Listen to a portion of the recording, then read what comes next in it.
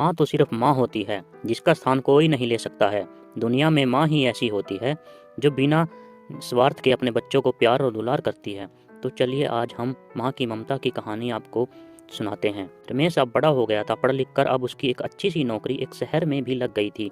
कुछ दिनों के बाद उसके माँ बाप के उसकी शादी एक सुंदर और सुशील लड़की से करा दी, जो कि वह नौकरी करती थी। अब रमेश और पत्नी दोनों जॉब करते हुए एक साथ एक ही शहर में बस गए थे।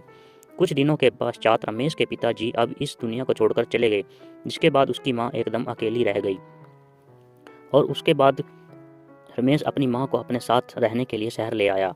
जिसके बाद शहर में आकर रमेश की माँ खुद को एकदम अकेला पाती थी। इस तरह उन्हें भी अच्छा नहीं लगता था, लेकिन एक माँ अपने बेटे की हमेशा खुशी ही चाहता है। सो धीरे धीरे वह शहर में रहना भी सीख गई थी। लेकिन रमेश और उसकी पत्नी हमेशा अपनी माँ को समझाते रहते थे कि ऐसा मत करो, ये मत करो, मतलब कि वो अपने आगे माँ को गाँव की एक तरह से गंवार ही समझते थे। लेकिन माँ की दिल तो हमेशा से अपने बच्चों के लिए बड़ा ही होता है। सो वे सभी बातें चुपचाप सुनकर हाँ में हाँ मिलाकर रह जाती थी। एक दिन की बात है जब रमेश की पत्नी को ऑफिस जल्दी जाना था। सो वह सब कुछ जल्दी से तैयार करके रमेश का खाना पैक करके ऑफिस चली गई।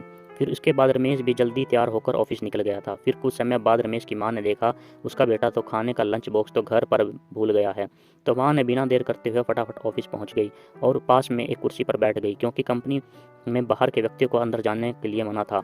सो फिर बेटे को दिक्कत ना हो इसलिए फ़ोन करके मैसेज किया, लेकिन रमेश अपने काम में बिजी था। सो माँ के मैसेज पर ज़्यादा ध्यान ना दिया, लेकिन उसकी माँ बाहर कब से उसका इंतजार कर रही थी।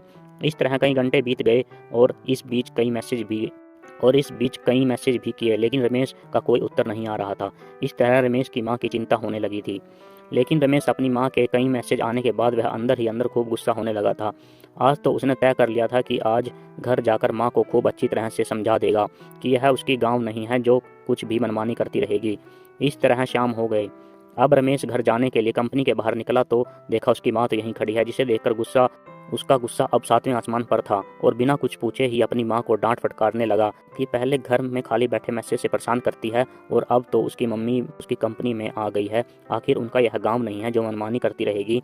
यह सुनकर रमेश की माँ ने खाने का टिफिन रमेश की ओर आगे बढ़ा दिया, जिसे देखकर रमेश को अब समझते हुए देर न लगी कि वह अपना खाना भूल गया था, जिसे माँ ने उसे देने के लिए यहाँ आई थी। इसके बाद रमेश की माँ बोली, बेटा भले ही तुम बड़े हो गए हो, बड़े शहर में रहने लगे हो, भले ही अच्छे बुरे की ज़्यादा समझ आ गई हो, लेकिन मेरे लिए आज भी मेरे कलेजे का टुकड़ा हो, जिसे मैं बचपन से लेकर आज तक पालते आ रही। रमेश की अब आंखें खुल चुकी थी।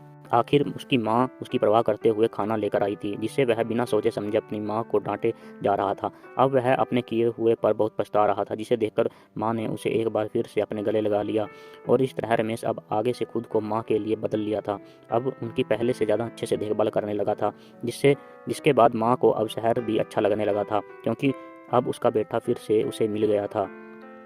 तो दोस्तों, हमें इस कहानी से क्या शिक्षा मिलती है? इस कहानी से यही शिक्षा मिलती है कि एक तरफ जहां हम पढ़ लिख कर खुद को ज़्यादा समझदार समझने लगते हैं, जिससे जाने अनजाने में माता पिता की बातों को गलत साबित करने में लग जाते हैं, लेकिन हम सभी यह भूल जाते हैं कि जिस माँ बाप ने अपने बच्चे की खुशियों के लिए अपना खुशियाँ तक त्याग कर दिए हों, वो भले माँ बाप अपने बच्चों को बुरा कैसे कर सकते। दोस्तों, इस कहानी को आगे शेयर कर देना ताकि किसी माँ की ज़िंदगी बदल सके।